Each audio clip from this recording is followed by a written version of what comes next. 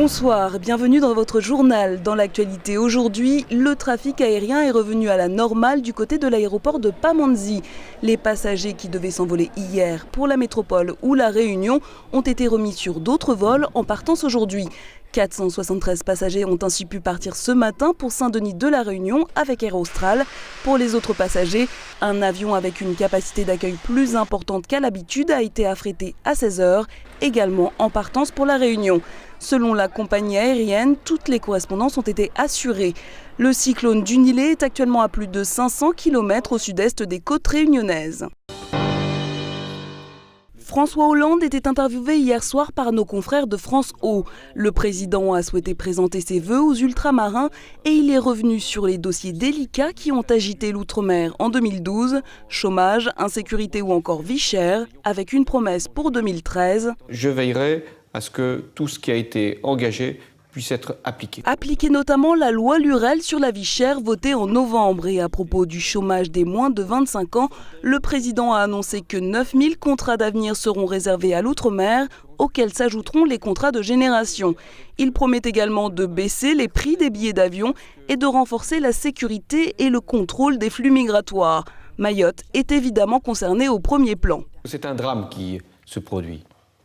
Il y a chaque jour des accidents, des populations qui veulent venir des Comores, d'Anjouan vers Mayotte et créer à Mayotte une situation inextricable. Donc, vous savez qu'il y a eu plusieurs déplacements. Il y a eu M. Baudis qui est allé à Mayotte, qui est allé d'ailleurs aussi aux Comores. Et à la suite de son rapport, j'ai décidé que nous aurions une coopération beaucoup plus intense, notamment sur le plan médical, avec les Comores, pour éviter qu'il y ait des déplacements de population uniquement fondés sur cet objectif, se faire soigner.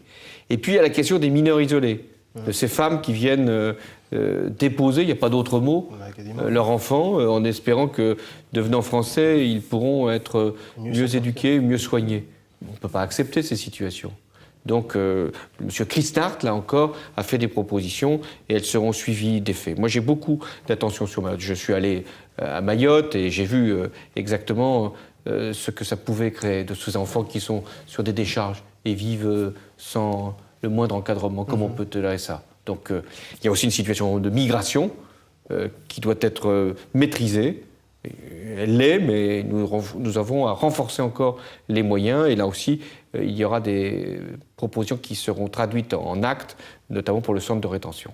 Sur la question du statut du 101e département français, François Hollande se félicite des progrès obtenus auprès de l'Union européenne pour la rupéisation de Mayotte. Je veux absolument qu'on maintienne à niveau les crédits européens pour ce qu'on appelle les régions ultra-périphériques. Et j'ai même obtenu, ça c'est acquis, que pour Mayotte, ce soit élargi. Mayotte n'était pas compris dans les régions ultra-périphériques, ça sera fait. Donc ça sera aussi un moyen d'activer le développement. Enfin, le président assure sa volonté d'accélérer le processus de départementalisation effective de Mayotte pour que le principe d'égalité républicaine soit respecté.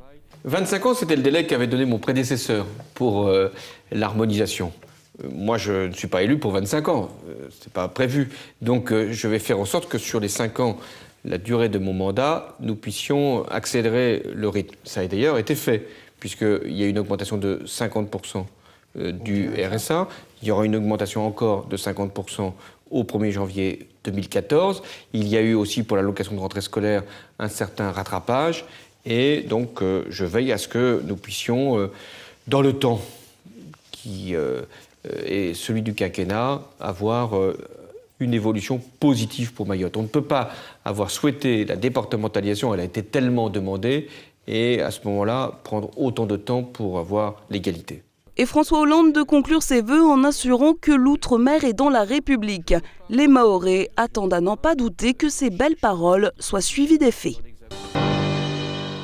Un enfant est décédé hier à 9h dans la commune de Combagny. Alors qu'il traversait la route, il a été percuté par une femme en voiture venant de Tsingoni. De nombreux témoins ont assisté à la scène, mais les versions se contredisent. Quand on l'a percuté, l'enfant il est tombé, le crâne fendu en deux. Le cerveau il n'est pas sorti, il n'y croyait pas, mais il est mort sur le coup. Et puis bon, sa mère sous le choc, elle s'est évanouie et puis la dame dans la voiture aussi s'est évanouie. Ce matin, certains habitants de Combagny demandaient vengeance. Selon la gendarmerie, il s'agirait d'un accident tragique de la circulation, un acte non prémédité. Ce drame ravive les tensions entre les communes de Tsingoni et de Combagny. Un peu plus d'une semaine après l'accident de scooter qui a coûté la vie à Ali, les villageois de Thiembé se mobilisent.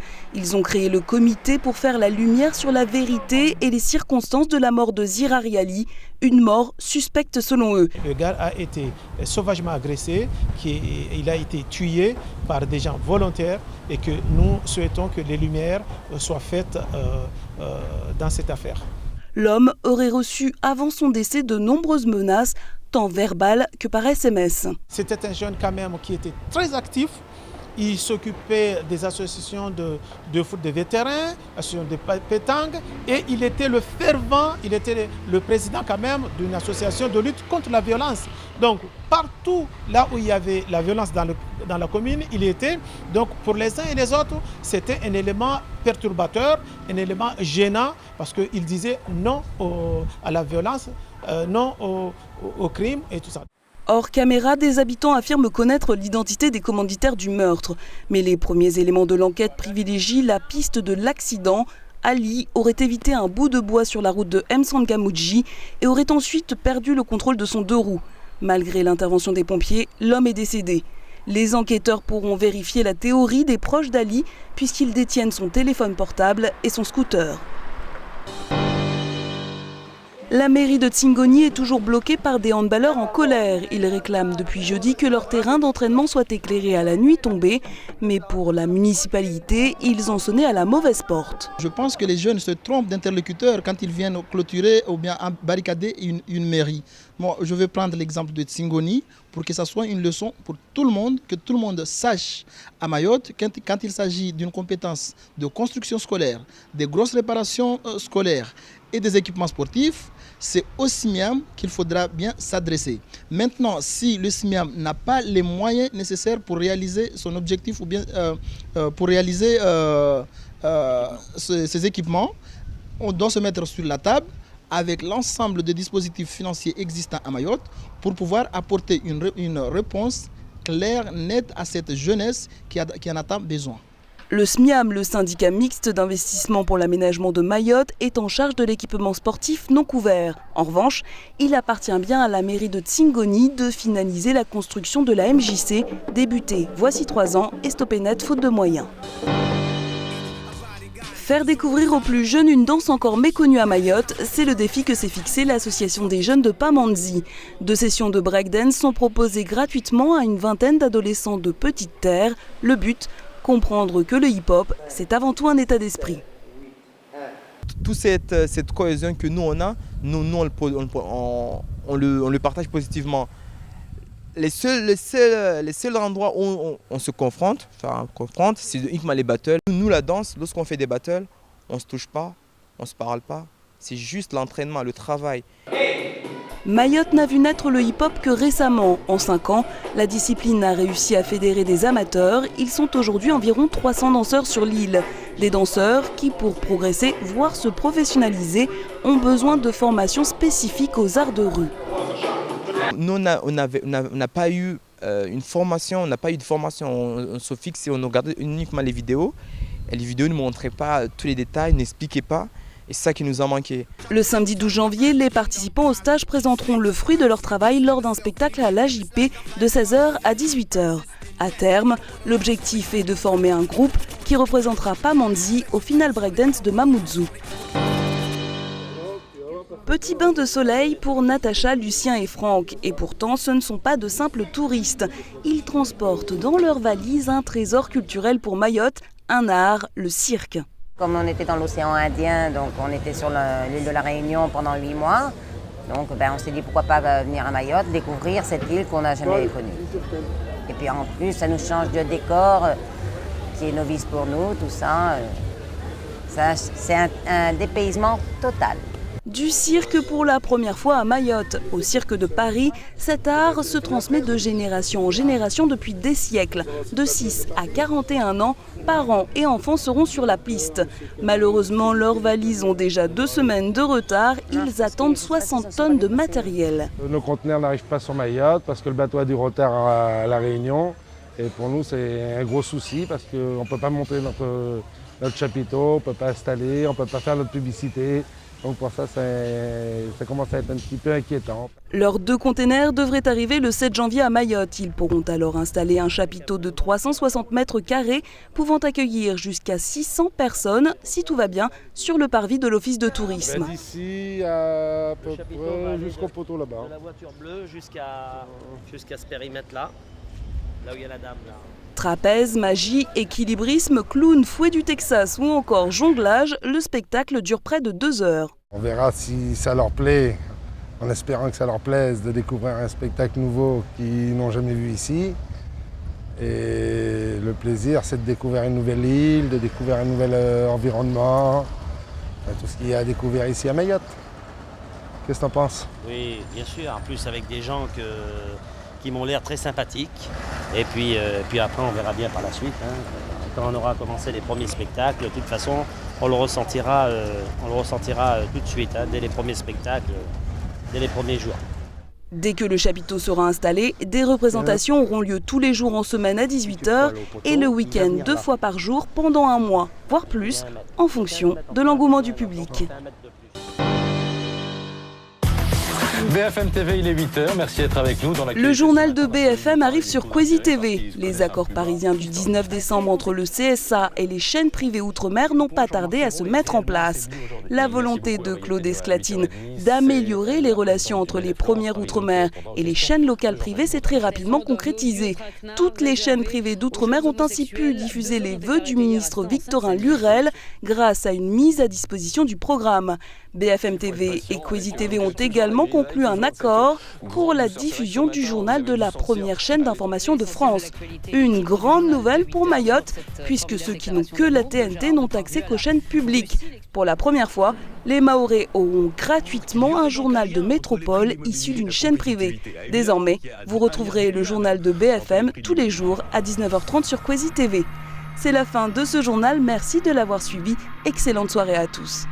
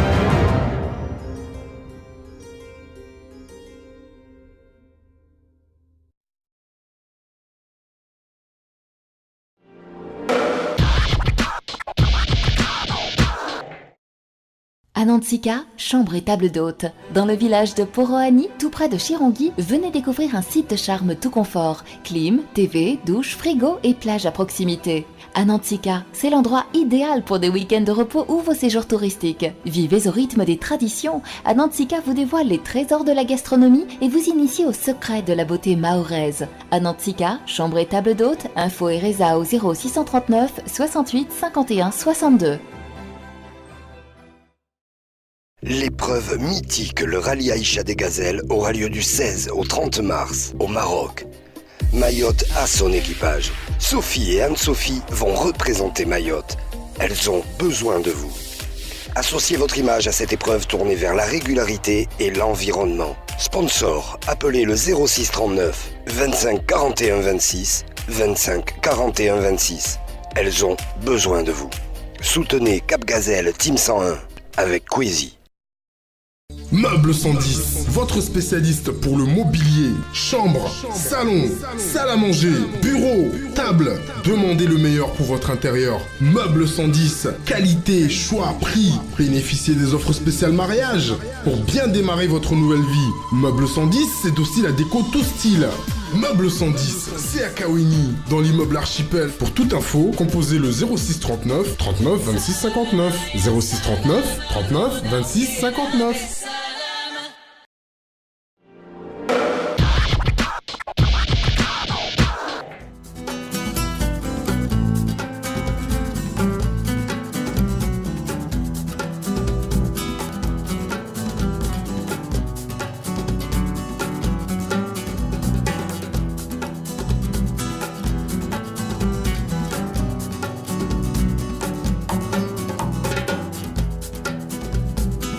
Wangu wahisa zorenda Nao wahisa zomonda Wangu wahisa zorenda Nao wahisa zomonda Kweli wahisa zorenda Nao wahisa zomonda Wangu wahisa zorenda Nao wahisa zomonda E utujwa utungangu nongu kapalo na udabuha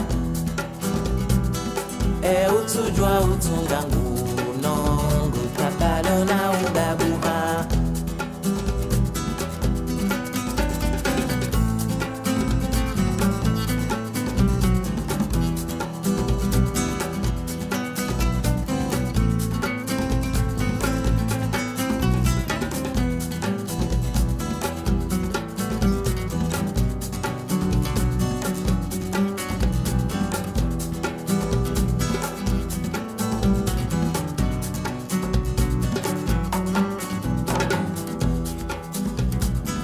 Majinga yo matiro Dako zaka ya zilio Majinga yo matiro Kozaka ya zilio Ujinga ka ujusansi Eni wanza oenzi Ulabaka ulelenti Eni wanza oenzi E utujwa utungangu nongu tapalo na udabuha E utujwa utungangu nongu tapalo na udabuha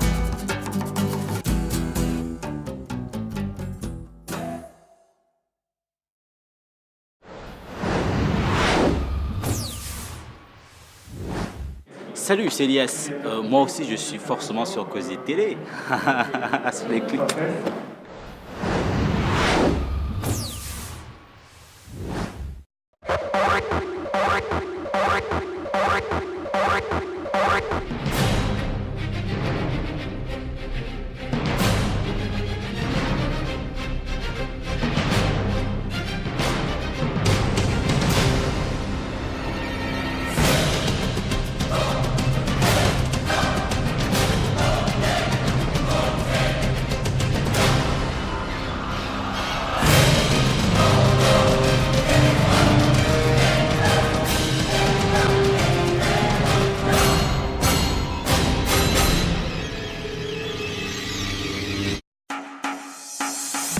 Aujourd'hui, faire de la pub sur Queasy TV, c'est possible. Et pour tout le monde. Des formules adaptées à tous vos besoins à partir de 300 € la semaine. Non, vous ne rêvez pas. 300 € la semaine pour faire de la pub à la télé. Artisans, petits commerces, doukas, restaurants, bars. Vite, téléphonez à Mika au 0639 03 11 60.